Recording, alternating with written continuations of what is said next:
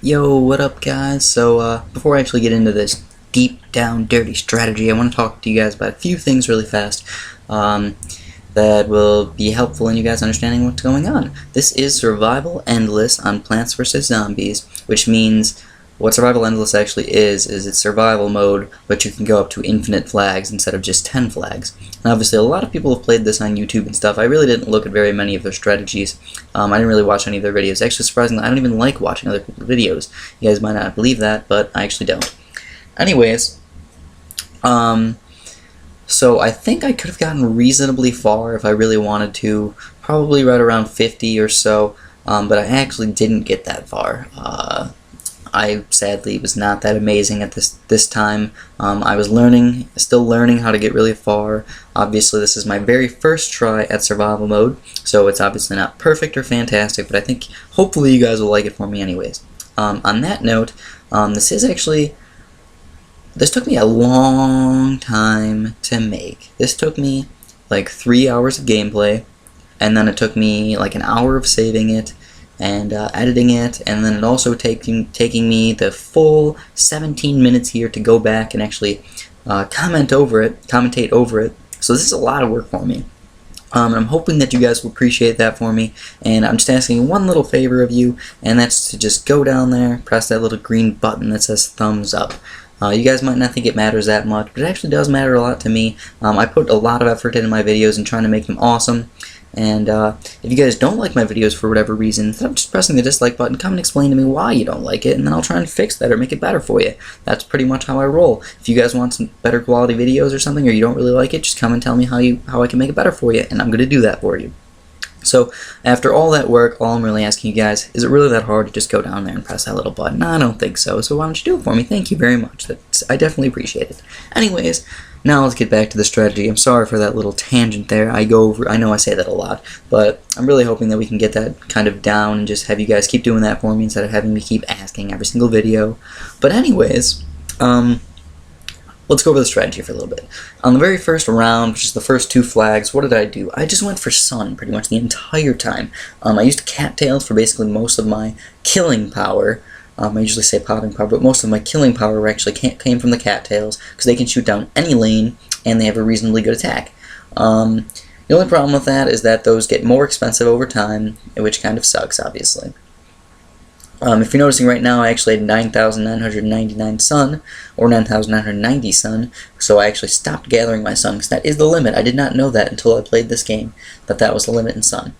So I just it might look like I'm not actually paying attention, but I am. I just have enough sun where I don't even need it. But on the first level, I got tons of sun. I got to like 8,000 sun, and then on the second level here, I got up to full sun. So I mean that's pretty freaking awesome in itself. But now what I need to do is, instead of trying to go and get tons and tons of sun, I need to build my super awesome ridiculous defense that nobody can get through. So that's tough. It took a little bit of strategy here and there of trying to change up what I was doing and how I was going to actually do a little bit better than last time. And what I decided was I need to go mostly fume shrooms and some of the frozen watermelons. And the only real problem here, I think the main difference here between endless survival and regular survival is that actually the plants that you actually bought from Crazy Dave actually get more expensive over time. So for example, the frozen watermelons, after you get like 15 of those frozen watermelons, they get really expensive. They get up to almost like $1,000 or so. If you hear a lot of cracks and stuff, that's because I'm not very comfortable. I'm actually moving around a little bit, and my chair makes weird noises. So, yep. Anyways, I went with my fume shrooms, and I didn't know the best placement for the fume shrooms, so I was just kind of playing around with it and seeing what I could do, and it seemed like some sort of triangle, magic triangle or something seemed the best placement for them. So if you just think about a zombie walking down the lane just below the pool, they're going to get hit by those 2 fume shrooms, plus the fume shroom that's also going to be in front of them. And that's really about it. But usually everything dies, for the most part, by the time they get to those shrooms. Buckethead zombies, they have no chance. All the zombies under those don't have any chance. The only real problem is zombonis and gargantuans, obviously. Gargantuan guys, those guys suck major balls. Those guys are so hard to kill, and they're very annoying, by the way. So what I have to do is actually put down spike strips. I don't know what they're called exactly, but I call them spike strips. and they basically pop Zombonis or kill Zombonis right from the get-go there. And as well with that, they do damage to all zombies, including gargantuan zombies, and gargantuan zombies actually take their time to actually try and kill them.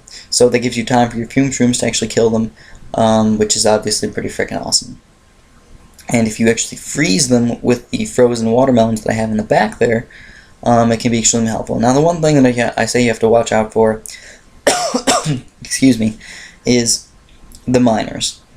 The miners are obviously extremely annoying, so you actually have to get a fume shroom or something to kill them in the back there. And I just used one single fume shroom on each side of the pool there. I'm actually going to get some water, guys, really fast. My voice, obviously, I think you guys can tell it's a little bit raspy. So I'm going to try and keep talking until I get my water bottle. But the miners are extremely annoying. I think the best thing to do to get rid of the miners is just keep that fume shroom on them. And cattails can help out versus the miners just a little bit. But obviously, you don't want to keep cattails there forever. You're going to need something even stronger than that. For example, corn cannons. Excuse me, I just had to get some water. Anyways, the corn cannons are pretty awesome, but it's hard to find good spots for them, to be honest. I think the best spot to actually put them is on the pool, because you don't have gargantuan zombies throwing little baby mini zombies, I don't know what they're called, I forget, onto your corn cannons and eating them straight away, because that does happen, and did happen to me on pretty late level. And also you have problems with balloon zombies if you don't pop them fast enough. Normally you can kill them through cob cannons or shoot them with a cattail in time, but when you get really late game and you have a lot of balloon zombies, you're going to need some way to get rid of them. And I think cattails are probably the best way to go, but you still got to be careful because, like I said, they can eat your cob cannons. And I'm going to interchange cob cannon and corn cannon because I keep wanting to say corn cannon, even though I know the name is the cob cannon. I think it is. Pretty sure. Anyways, I think the best thing to do is if you're trying to get farther than me or as far as me, what I think the best thing to do is put your fume shrooms pretty much all the way as far as you can in the pool and just keep pumpkining them. Pumpkins are kind of cheap, so it's not that bad. And it definitely helps versus the Zambonis and the Gargantuans and all that stuff on the lane closest to the pool. That means you just got to worry about the far lane over there just a little bit more, and you might want to put spike strips around those a little bit more than I did. I'm talking about more along the lines of how I think you could do better than what I did instead of just doing what I did. Because obviously I think I got to level like 35 or so, and obviously that's not the best. That's not like the best thing in the entire world.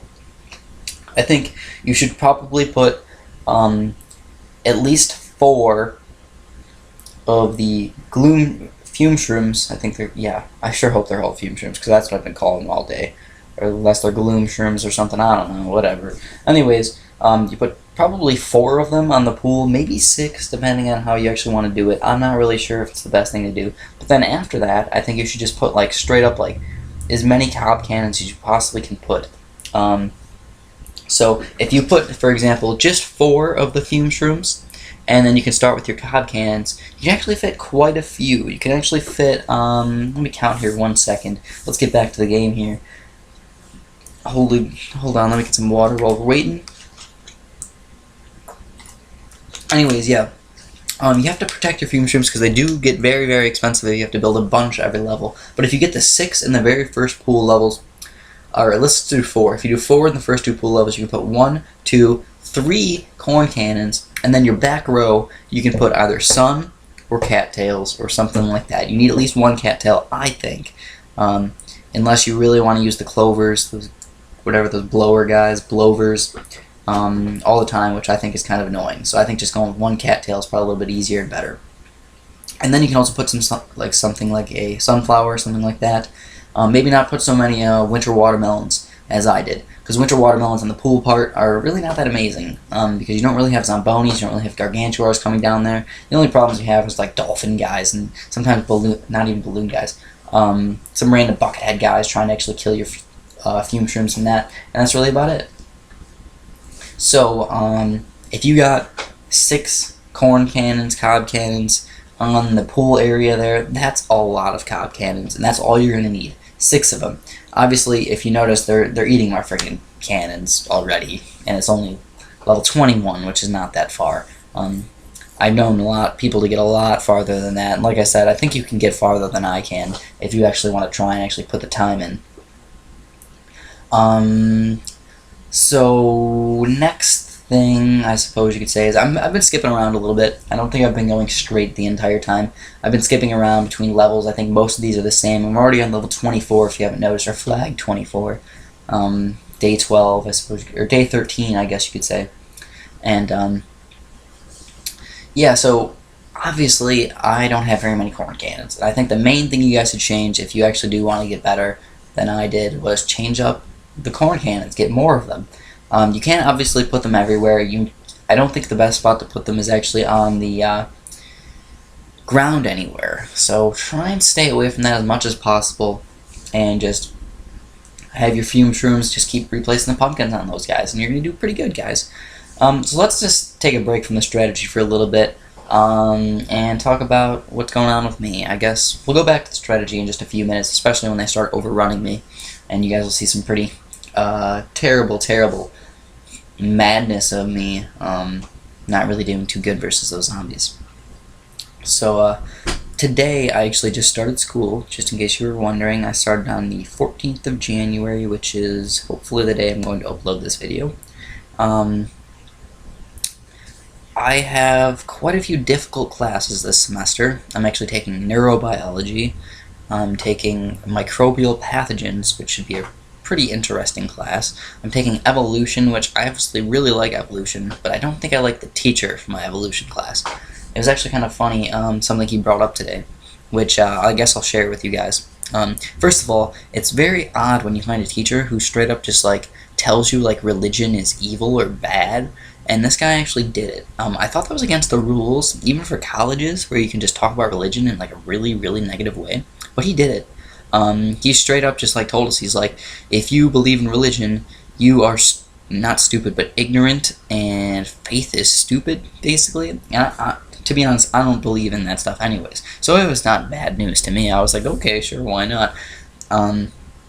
But I think a lot of people in the class were probably pretty mad at him. I just thought it was pretty funny that he actually did that. And one of the funniest things he said today was actually about, this isn't a quote, this is my rendition of what happened. He said something about if you put a bunch of computer chips and things that can build a computer, and you put them on your bed, and then you start praying, you're never going to make a computer. And I just thought that was kind of hilarious. And then he said something along the lines of, you know what does make that computer? Science. Science will make that computer. Science makes us understand how a computer is built and how to actually build a computer. I just thought that was hilarious, to be honest. It was just like such a far-fetched thing to say about praying and how bad praying is, because obviously you can't pray that, at least people that believe this they don't pray like, oh, I wish my Gatorade bottle would turn inside out, and it's going to happen. No, people usually pray for miracles about people and stuff like that. And I guess I understand it. I don't believe in it, but I guess I understand it. So I just thought that was a little bit funny. So let's get back to this strategy for a little bit before I actually get overrun here. I'm going to get overrun pretty soon. And if you're going to notice my addition of the, I forget what they're called, those little green plants that are kind of blocking the bungee zombies and all those guys. They're like, I forget, they're blockers or something, and they're pretty important. I don't know if you want to use them, but you should probably move them in a different spot than I did. I think you should put them in the winter watermelon spot, right below your fume shroom, or right above your fume shroom, in the back there, because they only block one spot. So what you're going to notice is a little bit later here, they actually shoot right over those, and actually kill my winter watermelons, and it's actually very unawesome, to say the least. Now what you're going to notice is they're kind of starting to overrun me. They're killing some of my gloom shrooms. Dolphin guys have gotten my guys in the water. I don't even have gloom shrooms anymore. I have mostly fume shrooms on the bottom. So I'm not doing too good. I'm definitely not doing too good. I don't put magnets anymore. I do recommend, if you want to, you can put a magnet somewhere, and that might help out quite a bit. Though I don't think you need it. I think it's very helpful. It'll stop the miners quite a bit. Though not all of them. If you probably need 2 or 3 magnets to actually stop all the miners. But One of them will actually gather pretty much all the coins in the front there and help you stop clicking everything. Which obviously clicking lots and lots of stuff is very painstaking and not very fun. Like I said, any way to make it easy for you is probably the best thing to do. You really don't get too many Zen plants or that much money for actually playing this. You're probably better off just going through the game and actually having fun than trying to earn a bunch of stuff throughout survival. It's not that great, guys. Trust me on it. I went through it, and I'm never going to do it again. Ever. You guys can beg me if you want. Say, please, Chris, please, play survival again. No, not unless you're willing to give me something pretty freaking awesome, like buy me a new computer, or unless, like I said before, you're a super hot Swedish model and you want to help me out in special ways, winkety wink. I'm probably not going to play this ever again. So now I'm actually starting to get overrun here. I'm 33 flags in, and I don't think I'm going to make it very far. I'm actually going to skip through my video just a little bit here, and I think I'm actually going to lose really, really soon. I think on this level, actually, but I don't actually show it. I guess that's really it. I guess they beat me.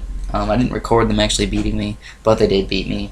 I got to round 35, and that's all I got.